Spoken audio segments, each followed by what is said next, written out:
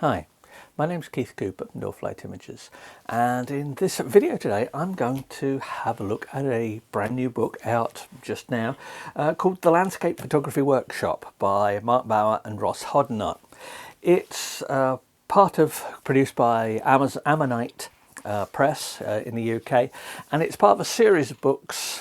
They cover quite a lot of photography books, and this particular one is all about landscape photography. Now, I've long had an interest in landscape photography. I'm an architectural photographer and commercial photographer, so to me I treat much of my architectural photography in the same way I would treat aspects of landscape photography. The two, there are similarities between them, but this particular book, and I'll gloss over the use of the title workshop there, since as Alexis Dale once said, I have suspicion of anyone who uses the term workshop in a non-light engineering context. But it's based on training courses that they do, and it's condensed ideas and techniques and suggestions for improving your landscape photography.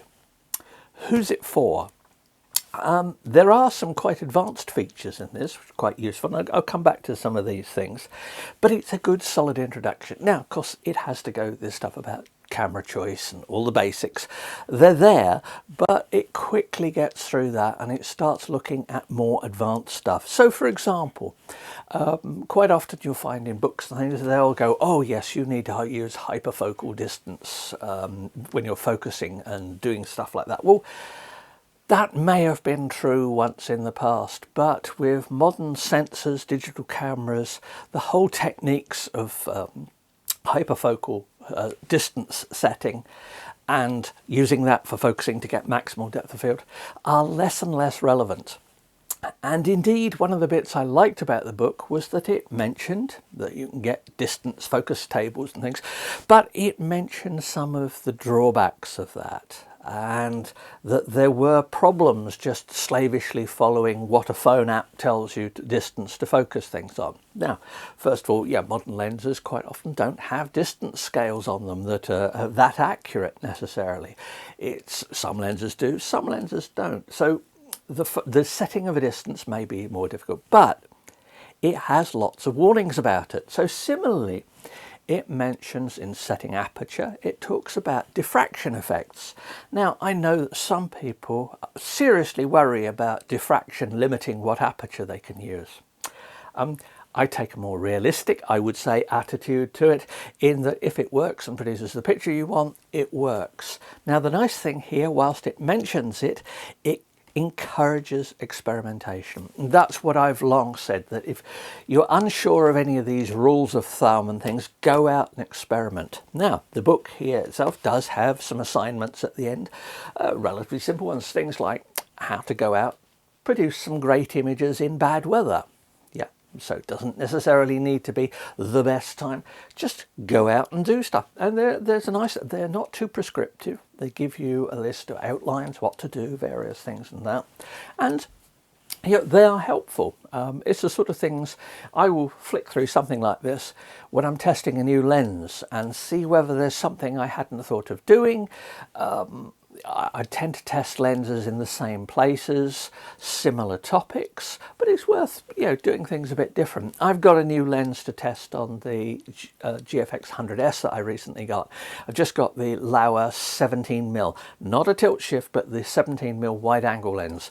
I'm going to be having a look at that. I reviewed it a while ago on full frame, but this is 17mm specifically for the Fuji GFX small medium format sensor, so I'll be having a look at that. And yeah, I will go through books like this and pick the bits I want. So yeah, it's a book for people who want to get more into landscape photography.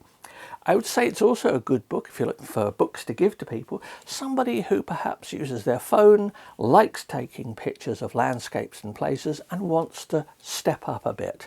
And I'm going to say use a real camera.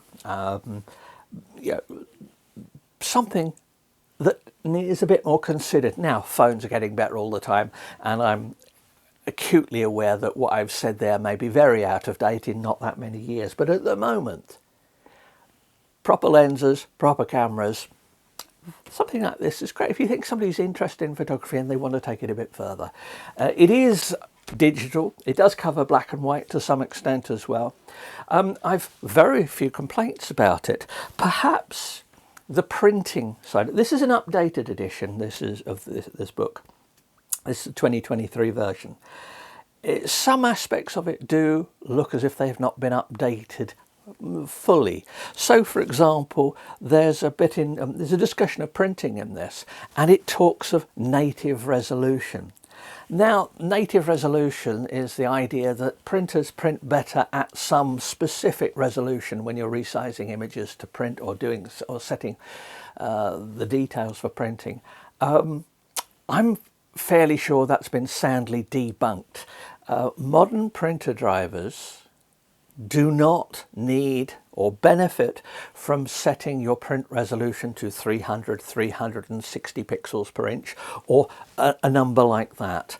I've done lots of actual testing, and here, I like most of the book here. It says, well, if you think this is a good idea, go out and try it and see what you think. Now, that's my approach to things as well. I have a few minor quibbles about it, but yeah, printing is one of my specialist areas, so sure, I'm going to notice it. But yeah, there are little bits and pieces like that. So in general, it's a book that I enjoyed reading. Now, that's as somebody who takes photographs for a living. I'm never bothered by admitting that I could learn new stuff, and it's one of the reasons I like doing it. It's one of the reasons I have a huge collection of books here on the bookshelves all around this office here. This mostly photography and architecture books here in this office. But it's one of the reasons because I appreciate that you can always do better. And it's just one of those books. I don't necessarily know this is perhaps one I myself would have got. I enjoyed reading it. This is one for somebody who wants to learn more. Now, image editing side of it, okay, it uses Lightroom. Everyone uses Lightroom. What do I think of the photos in the book? Well, they're rather nice. There's some nice photos. My own taste is there's a few too many long exposure ones with wispy water on them, which I have a personal general dislike of wispy images. But if I look at the creative assignments ones, yeah, that's a picture I'd have been happy to have taken.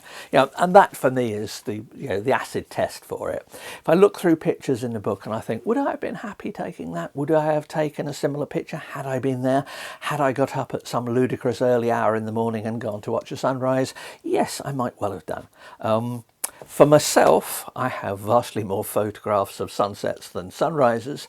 I do photograph sunrises sometimes, but it's usually on paying work, and you can rest assured that somebody is paying a hefty premium for me getting up very early to take photographs.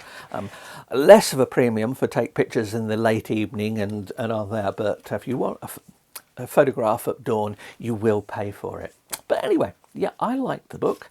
It is Creative Landscape Photography Workshop, Mark Bauer, Hoddinott, and it is published by Ammonite Press, and it's due out. I believe the list price of it is about £16 or so, but it's in paperback, by the way. So there you go, quite an interesting book. And if you're looking for presents for a photographer, have a look at some of these. Nice range of books they produce. So, hope that's of interest. If you've got any questions, let me know. If you've got any suggestions for videos and topics that I may not have covered or things that you'd like to see more of, then just feel free to email me or let me know. Oh, and please do subscribe to the channel. That is much appreciated. So, thanks for watching. Bye.